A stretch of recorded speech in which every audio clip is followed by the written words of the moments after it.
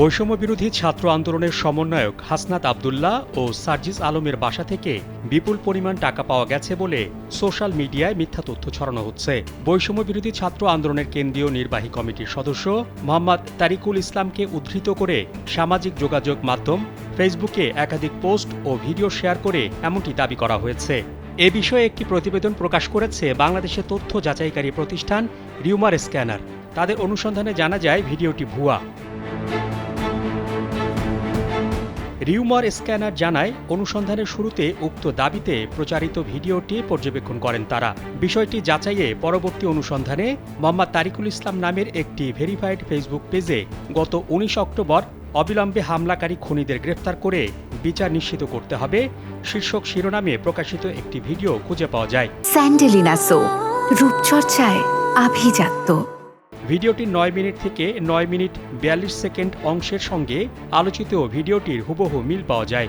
জানা যায়, বক্তব্য প্রদানকারী ওই ব্যক্তি বৈষম্যবিরোধী ছাত্র আন্দোলনের কেন্দ্রীয় নির্বাহী কমিটির সদস্য মোহাম্মদ তারিকুল ইসলাম। ভিডিওতে বলতে শোনা যায়, ফ্যাসিবাদের বিরুদ্ধে এ লড়াই শেষ হওয়া পর্যন্ত আমাদের কেউ দাবায় রাখতে পারবে না। চতুর্দিকে ষড়যন্ত্রের রাজনীতি শুরু হয়েছে।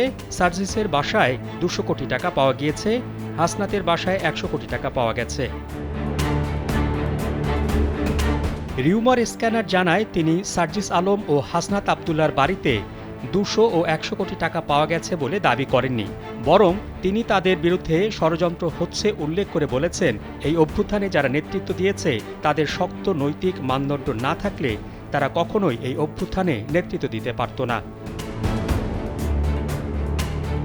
পাশাপাশি গণমাধ্যম কিংবা সংশ্লিষ্ট অন্য কোনো নির্ভরযোগ্য সূত্রে সার্জিস আলম কিংবা হাসনাত আবদুল্লার বাসা থেকে কোনো অর্থ উদ্ধারের তথ্য খুঁজে পাওয়া যায়নি বলে জানায় রিউমার স্ক্যানার। তারা জানায়, সার্জিস আলম ও হাসনাত আবদুল্লার বাড়িতে টাকা পাওয়া গেছে বলে মোহাম্মদ তারিকুল ইসলামের মন্তব্য করেছেন শীর্ষক দাবিটি মিথ্যা।